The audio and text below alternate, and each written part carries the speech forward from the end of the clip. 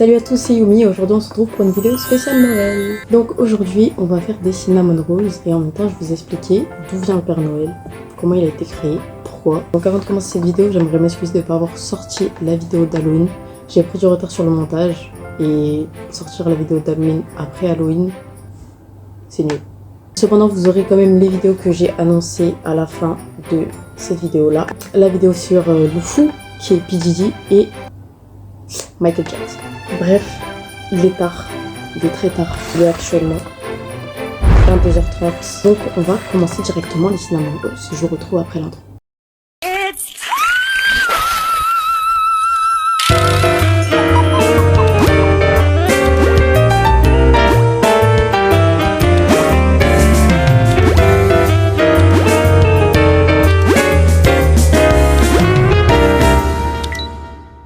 Pour cette vidéo, je suis la recette de les ateliers de Ludo. Je vous mets le lien en description. Je vais commencer par diluer ma levure boulangère dans du lait.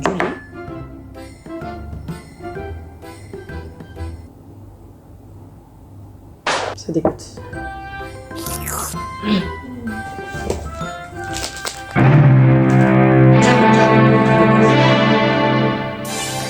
C'est du lait entier. C'est pour ça que c'est pas bon. À la base, le Père Noël, c'était un personnage qui s'appelait le Saint Nicolas. Donc c'était un évêque qui venait de Myre, donc Myre c'est l'actuelle Turquie, au IVe siècle. Il était surtout connu pour sa générosité. On racontait qu'il donnait de l'argent et des cadeaux aux pauvres en cachette. Mais je suis bête, j'ai pas pris de trucs pour mélanger. Saint Nicolas récompensait aussi le bon comportement des enfants avec des cadeaux ou des bonbons. On raconte qu'il était toujours accompagné d'un autre homme à l'allure menaçante, ici pour punir les enfants qui n'avaient pas été sages. Avant de commencer la recette, je vous mets tous les ingrédients là ou là, je sais pas. Vous verrez de toute façon. J'ai déjà préparé les mesures donc j'ai pas besoin de repeser. Et là je verse 500 g de farine dans mon saladier. Je vais pas développer sur le petit père à l'allure menaçante qui était à côté de lui. Mais je suppose qu'aujourd'hui, ce serait l'actuel Père Fouettard. Pour en revenir au petit Nicolas, sa fête était célébrée le 6 décembre et était très populaire en Europe, notamment aux Pays-Bas, où il était connu sous le nom de Sinterklaas. Les colons néerlandais ont importé la tradition de Sinterklaas en Amérique. Au début du 19e siècle, des écrivains comme Washington Irving et Clement Clark Moore ont contribué à transformer Sinterklaas en une figure plus laïque, donc autrement dit plus commerciale. Le poème de Moore de 1823, intitulé A Visit from Saint Nicolas ou encore The Night Before Christmas, décrit un joyeux personnage rondouillard qui se déplace en traîneau, traîné par des rennes.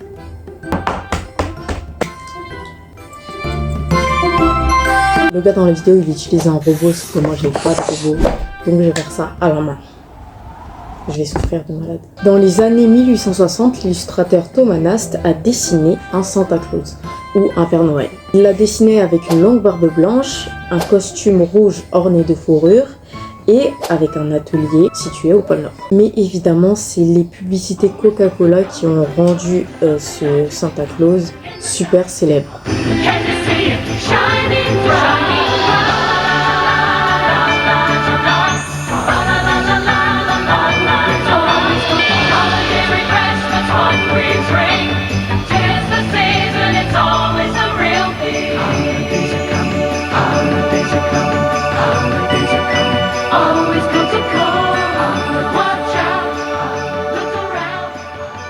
Donc ces publicités-là, en 1930, illustrées par Adon Sundblom, ont popularisé cette image du Père Noël super bienveillant, gentil, qui donne des cadeaux, etc. Et c'est grâce à ça que le Père Noël est devenu célèbre et que maintenant tout le monde, dans n'importe quel pays, sur n'importe quel continent, sait qui est le Père Noël.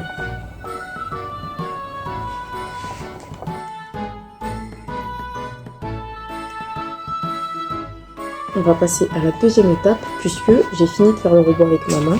Ça donne une pâte un peu sableuse.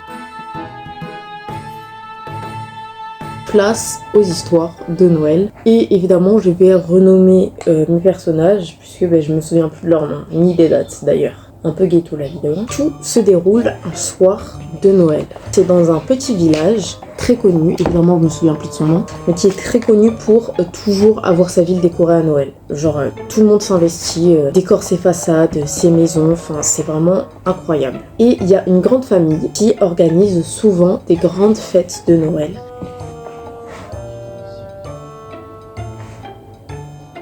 Non mais j'ai oublié de mettre le lait et je me dis c'est bizarre, c'est super pâteux quand même. À la fin c'est censé faire une pâte super lisse.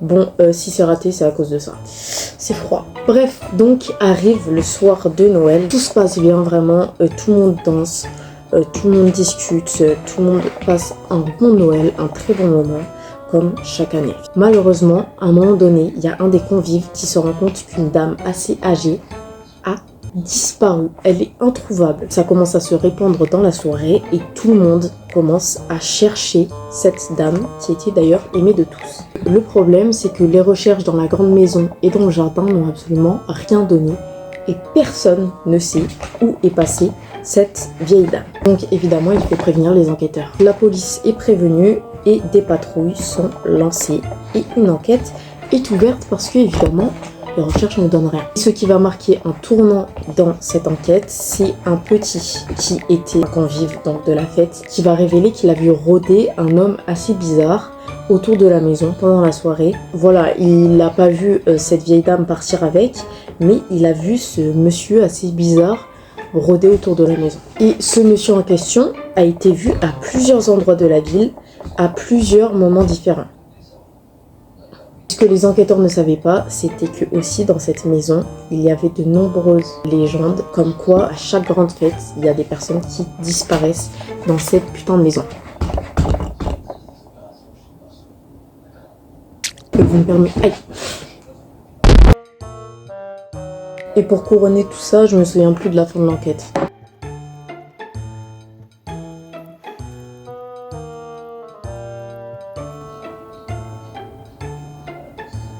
N'hésitez pas à mettre des commentaires, j'ai de l'inspi pour vous, ne vous inquiétez pas. J'ai 2 questions. La première, vous ouvrez les cadeaux le 24 au soir ou le 25 au matin. Et deuxième question, qu'est-ce que vous avez eu comme cadeau et qu'est-ce que vous êtes déçu de ne pas avoir eu? Juste parlez-moi de vos cadeaux en fait. Mettez des commentaires s'il vous plaît. S'il vous plaît! Oh s'il vous plaît! Je mets du colorant noir, c'est Venom le truc. Au moins la pâte est jolie. Donc on va la laisser poser 1 heure à température ambiante. Donc je lance directement le chrono et on va pas perdre de temps. On va directement faire le mélange de la cannelle qu'on met dans les cinnamon rolls du coup. Donc j'arrive tout de suite, je vais juste mettre ça de côté. Donc pour la garniture à la cannelle, j'aurai besoin de 100 g de sucre, 80 g de beurre à température ambiante, donc du beurre mou, et 6 g de cannelle.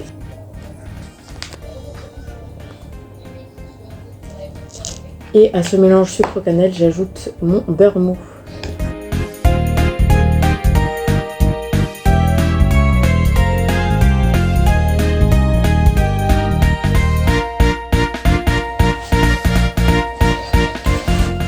C'est censé faire de la pâte à étaler.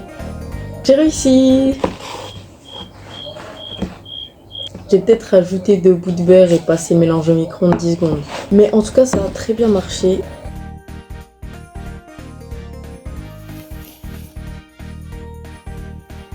Je suis de retour après un peu plus d'1 heure de pause. J'ai l'impression que ma pâte, elle a pas du tout gonflé. Je peux pas louper de toute façon, je ne peux pas. Impossible.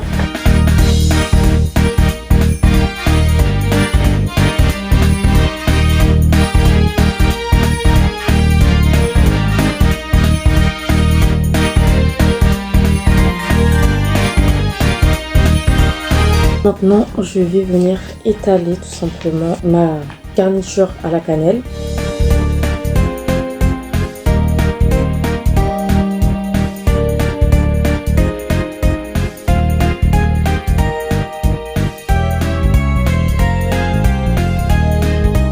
Bon, le gars dans la vidéo, il coupe avec un fil alimentaire, sauf que j'ai pas de fil alimentaire. Donc, on va utiliser un fil tout court. Ensuite, moitié de moitié.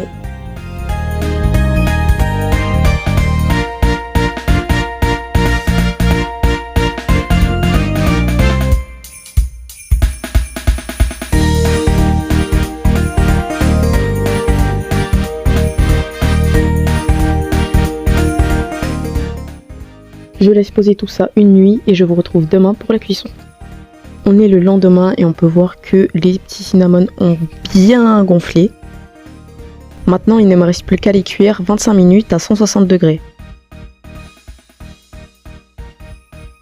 Voilà, ils sont vraiment super beaux, ils sont un peu foncés parce que comme sucre roux, j'ai pas utilisé du sucre de cassonade, c'est vraiment un sucre roux et assez foncé. Donc s'il n'y a pas beaucoup de cannelle sur ces 2 bouts, c'est totalement normal, c'est parce que c'est les 2 bouts que j'ai coupés. Franchement, c'était super bon, la brioche est super, vraiment rien à redire dessus. Maintenant, je sais faire de la brioche et des cinnamon rolls. Et voilà, c'est déjà la fin de cette vidéo. Joyeux Noël à tous, joyeuses fêtes. Encore une fois, je vous souhaite un joyeux Noël. J'espère que cette vidéo vous aura plu et on se retrouve bientôt. Sur ce, bonne fin de journée, de soirée, bonne nuit, c'était Yumi.